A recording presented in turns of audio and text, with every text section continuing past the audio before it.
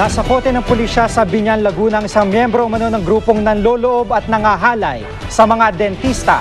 Si John Consulta, naka-alerto 24. Arestado na ng mga tauhan ng Biñan Police ang suspect na si Richard Gamboa, hinihinalang miyembro ng sindikato na nambibiktima ng mga dentista.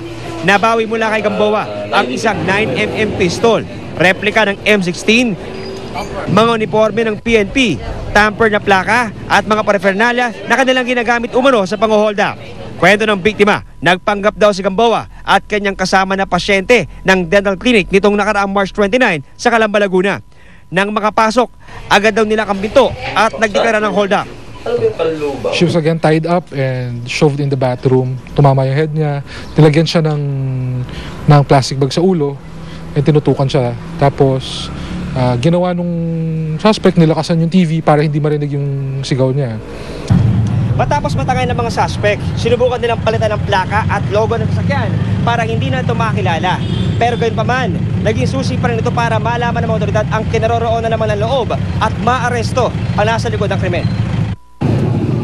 May nakakita raw sa sasakyang tinangay sa dental clinic, kaya agad naman daw kumilos ang Biñan PNP. Ayon sa mga otoridad, posibleng isa si Gamboa sa miyembro ng grupong nanloloob at nang-aabuso ng mga dentista sa kanilang mga klinika sa Metro Manila. Mari namang itinanggi ni Gamboa ang akusasyon. Hindi ko po alam yan, sir. Hindi ko po alam. Wala pong alam. Wala kang alam? Oo, sa akin lang po. Yung sasakyan lang po ang binenta lang po yung sasakyan na yan. Hindi rin natin mayaalis na baka itong mga suspect na ito ay maaari ding sila rin yung gumagawa dun sa mga kaso ng robberies sa mga dental clinic sa NCR. So, for the meantime, makikipag-coordinate din kami sa other units. Sa mga posibleng iba pang biktima ng suspect, mangyari lang na magtungo sa tanggapan ng Biñan Police para makapagsampa ng reklamo. John Consulta, nakatutok, 24 oras.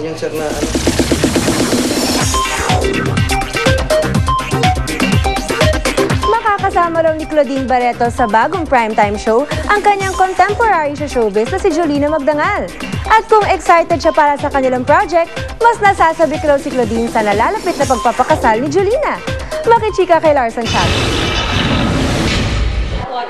Hindi pa man tapos si Claudine Barreto sa Spooky Nights presents Nunu sa Feng Shui. Nakatakda na siyang mag-taping para sa bagong daily soap opera na pang primetime, ang Iglot. Excited si Claudine dahil co-stars niya rito ang mga dati niyang kasamahang artistang sina Jolina Magdangal, Marvin Agustin, Patrick Garcia, Luis Alandi at Pauline Luna. Mukhang mag-i-enjoy kami ng sobra. Mukhang fiesta at mukhang maraming baon na kwento at mukhang maraming stories na magkakaroon ng exchange of stories. Pero ang talagang nakaka-excite kay Claudine ay ang napipintong pag-aasawa ng kaibigan at kasabayan sa pag-aartista na si Jolina. Siyempre, ito yung I think exciting part of her life, 'di ba? Yung stage na ng preparation sa wedding, ganyan. Pinagkwentuhan niyo. Pinagkwentuhan, and at the same time yung very good friend of mine is the one who's gonna be doing her video and photography. Marami nga raw siyang gustong ibigay na tips and advice kay Jolens kapag nagsimula na silang magtrabahong magkasama. Meron naman kami maraming time na pagsasamahan. Siyempre marami akong may kukwento sa kanya.